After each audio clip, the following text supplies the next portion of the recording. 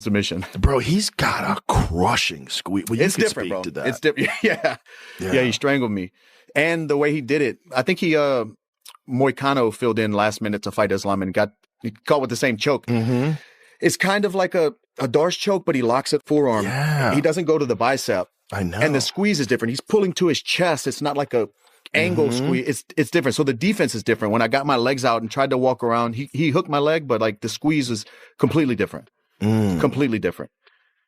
You know, you belly down and kind of get some space to breathe. You can't the way he does it. Craig Jones broke it down. It's like a front choke, almost like a squeeze to your chest. It's not an angle that you use for a normal Darce choke. I know. I was shocked the first time I saw him do it. I was like, maybe he just like couldn't cinch up the bicep. And then I saw him do it a second time. I was like, no, this guy's trying to do it that way.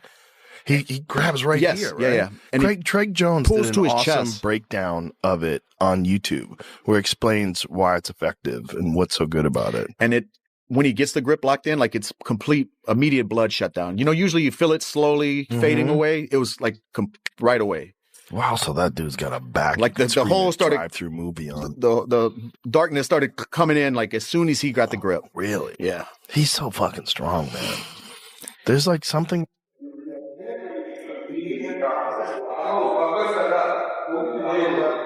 Что не говоришь, что я опаздываю? 17:30, видишь, нет еще. Валик, шалом.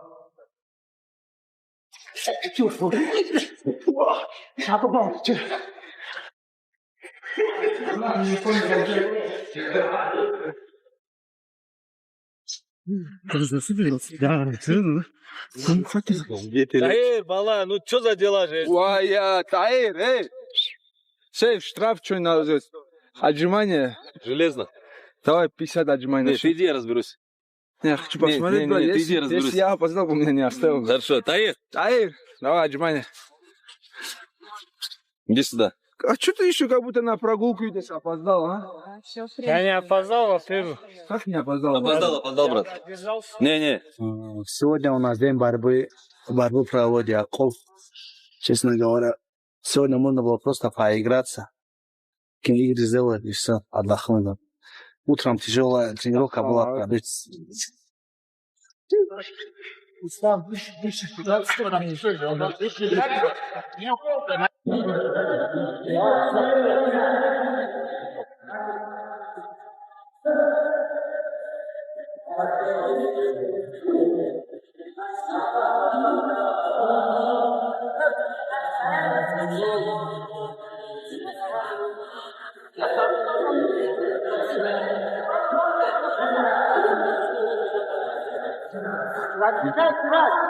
Расслабься, просто делай свою жизнь.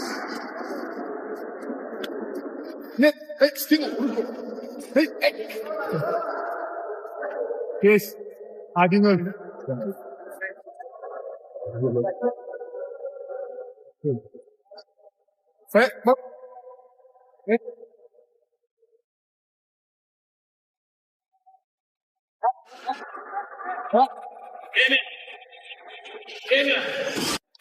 And now when it comes to this fight, because like I said at the top of the video, I actually think Ian Gary has a really good chance in this fight. And it pains me to say that as someone that, again, I need to stress this. I fucking hate Ian Gary. Have I mentioned that in this video?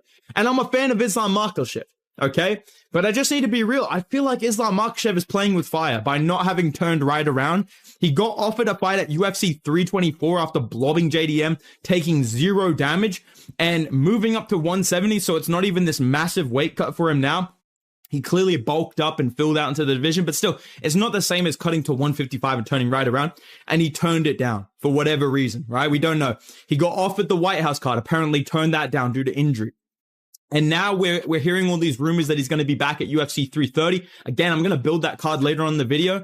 But I feel like he's given these guys a lot of time to improve. He's given Leon Edwards, what's this kid's name? Carlos Prates, Ian Gary, even Michael Morales, even though I don't think he should be in the conversation. He's given all of these guys time to get fights and get better, and they're younger than him, they're hungrier than him. And the biggest thing for me that concerns me about Islam Makhachev in this division is I feel like I'm seeing a pattern right now in the weight class, and I'm going to point it out to you. And actually, it makes me sad to accept this as a JDM fan, but There is just a certain build that is dominating this weight class right now, and it is the tall, lanky, well-rounded strikers. Okay? Listen to this fucking theory. Look at the top 5. Ian Gary, Carlos Prates, Michael Morales, and then JDM and Bilal Muhammad, who have lost to these guys, basically. You know what I'm saying? Think about what I'm telling you, right? Ian Gary, tall, lanky striker with solid grappling. He beat Bilal Muhammad the exact same way JDM did, except JDM did better, you know, whatever. But stuffed his takedowns, pieced him up. That's a good win. But he gets in there with Carlos Prates and he's able to match his frame and do well against him on the feet, outstrike him, mix in the grappling more effectively than JDM was able to. Ian Gary, with his build and his skill set, is able to beat both the guys that JDM and these guys can beat, like, and Sean Brady and Bilal Muhammad, these guys can beat, right? But also is able to beat the other tall, lanky, like mutants at 170 like Carlos Prates. Same with Carlos Prates, dude. This shit is fucking unfair, bro. This guy's massive. I saw this guy in person. It was like a fucking Arkham boss battle started when this guy jumped around the cage.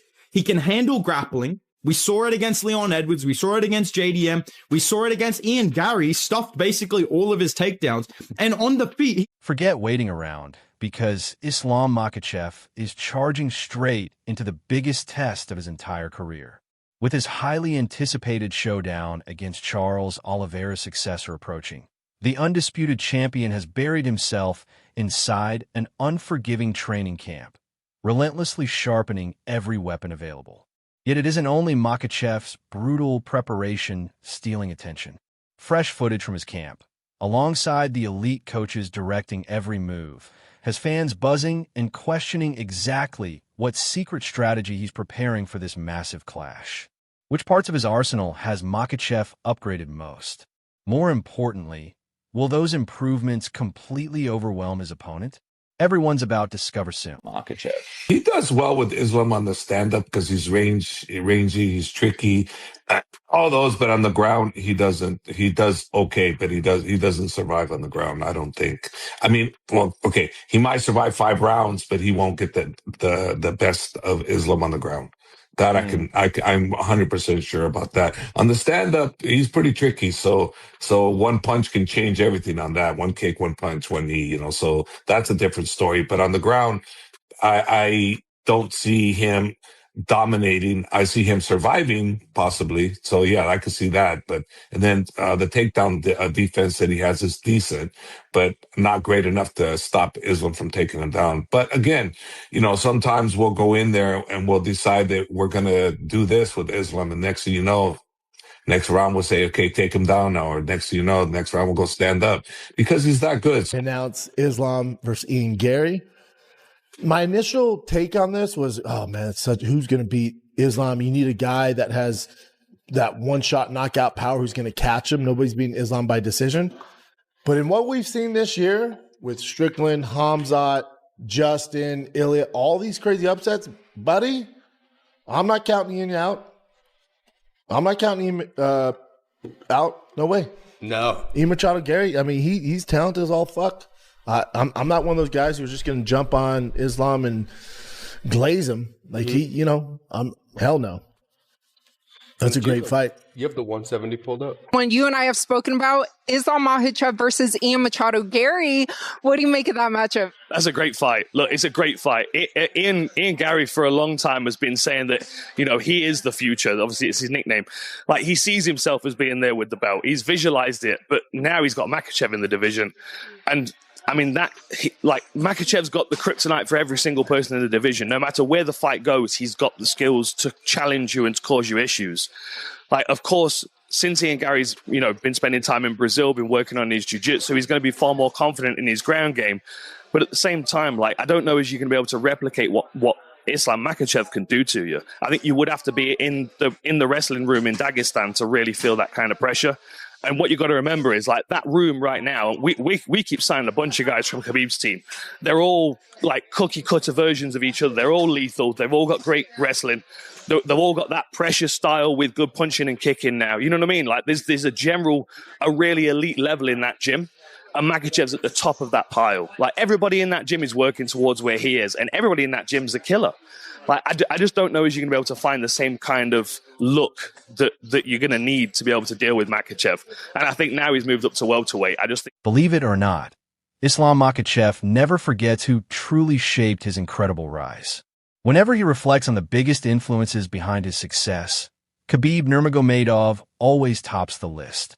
For Makhachev, everything goes far beyond championship belts and unforgettable victories inside the octagon, centering instead on their lifelong bond. He remembers they grew up only a few hundred meters apart, constantly training side by side from an early age. Even now, Makhachev proudly considers Khabib his lifelong idol, despite their age difference and Khabib's remarkable accomplishments throughout the sport. Это зачастую здесь и как. Сначала подерешься и потом уже сдружишься. Не, Хаиб был у нас как. До сих пор старший в зале. Ну, на тот период для меня он был старше. У нас разницы нету 1 день или 2 дня, или он чемпион, или не чемпион. Он был просто старшим, который показывал нам огромный пример. Мы с ним и в школе тренировались. Как ты сказал, мы между собой не дрались, но вместе на разборки ходили там за школу, за кого-то там. И вот так мы и рядом жили. До того, как я попаду в Абдулманап, у нас дом, наверное, между собой где-то 300-400 метров находился. Я уже его тогда знал. С Хаибом вот так с первого дня у нас был. Everyone thinks Islam Makhachev has already conquered everything, but apparently that still isn't enough. After reaching the absolute pinnacle of his MMA career, he insists his ambition refuses to fade. While many fans believe titles, fame, or wealth power his relentless mindset, Makhachev says the real motivation comes from something far deeper. From the unique atmosphere inside his training camp to the overwhelming pride he derives from pushing himself beyond every limit and achieving greatness. Makhachev has explained the hidden reasons driving his ambition. Instead of merely defending a title, he's determined to continually perform at his best, always remaining atop his game. На первой строчке. Знаете, как это я же всю жизнь этим занимаюсь. И мне просто нравится находиться с командой. Вот сейчас приехали на сборы 30 человек. Вот эта атмосфера, она по-любому и в городе не бывает. Вот эти большинство воспоминаний, то, что у меня есть от сборов, это вот когда мы толпой где-то собирались на какой-то базе, вот тренировались. У меня есть много других тоже воспоминаний. Но это почти все связано с тренировочными сборами где-то с командой. Ну, вот этого я не хочу терять. И мне это до сих пор нравится. Мне нравится, когда я нахожусь в форме. Мне вот не нравится, когда я бываю не в форме. Где-то что-то болит, где-то что-то неохота, утром вставать неохота. Ну вот, когда ты в форме, не знаю, не могу, наверное, объяснить человеку, кто не... So, was Islam Makhachev finally rattled by Ian Gary's non-stop trash talk? Not exactly. The champion responded, but made it crystal clear he has absolutely no interest in playing childish verbal games. According to Makhachev, he only addressed the rumors because staying silent would have let the speculation spiral even further. He firmly stated there were no injuries preventing him from competing and revealed that no official contract offer had been presented at the time. Although Makhachev admitted he does have a hand injury requiring future surgery, he confidently assured everyone it won't affect his career, completely shutting down the growing concerns. И жестко, и резко, точнее. Цитату в пример приводить не буду, но ты сам понял, наверное, о чем речь. Вот почему ты решил ему ответить не в таком же стиле, а по-спортивному? Ну, что-то уже, когда ты молчишь, а они болтают, и люди начинают им верить просто в интернете, я думаю. Травма, они уже обо мне переживают, но... Это так не бывает в UFC. Ты захотел, и ты дерешься на следующем турнире. Прими там бой, я приму, но нет уже контракта. Как я приму? Что я приму вообще? Я им так и ответил. Отправьте контракт, я принимаю любой бой. У меня нет никаких травм. У меня есть старая травма руки, но это после завершения моей карьеры я ее буду оперировать. Но сейчас это не причина, что бои какие-то срывались. Я готов, отправляйте контракт. Вот я сегодня на сборах. Я думаю, в июле. Just when a hype around Ian Gary refused to slow down, Islam Makhachev completely poured cold water on it. Taking his breakdown even further, Makhachev explained exactly why he doesn't view Gary as a truly credible threat. He pointed to Gary's fight against Shavkat Rakhmonov, arguing that Gary still hasn't shown he can seriously trouble elite opponents with his striking. Makhachev admitted Gary successfully targeted what looked like a weakness, but Rakhmonov eventually adjusted, recovered, and finished the fight. In Makhachev's opinion, that performance proved Gary still has plenty left to demonstrate before earning real respect. Despite tempting offers pouring in from the wrestling and grappling world, Islam Makhachev isn't chasing every flashy opportunity. Unlike certain champions eagerly jumping into crossover matchups, Makhachev remains completely locked onto his MMA journey. With a demanding schedule filled with championship fights and grueling training camps, he believes splitting his focus would make absolutely no sense. The champion also insisted that bigger paychecks won't influence his decision whatsoever.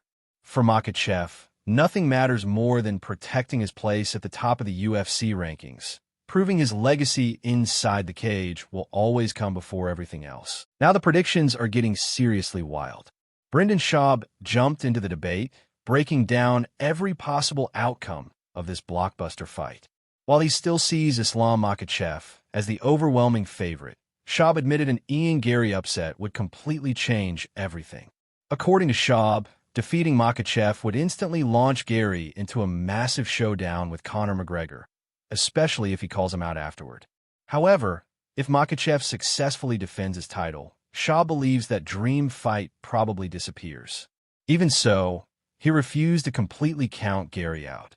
At first, Schaub confessed Makhachev looked nearly untouchable, arguing any challenger would need genuine fight-ending power because winning a decision against the champion seems almost impossible. Still, after witnessing several shocking MMA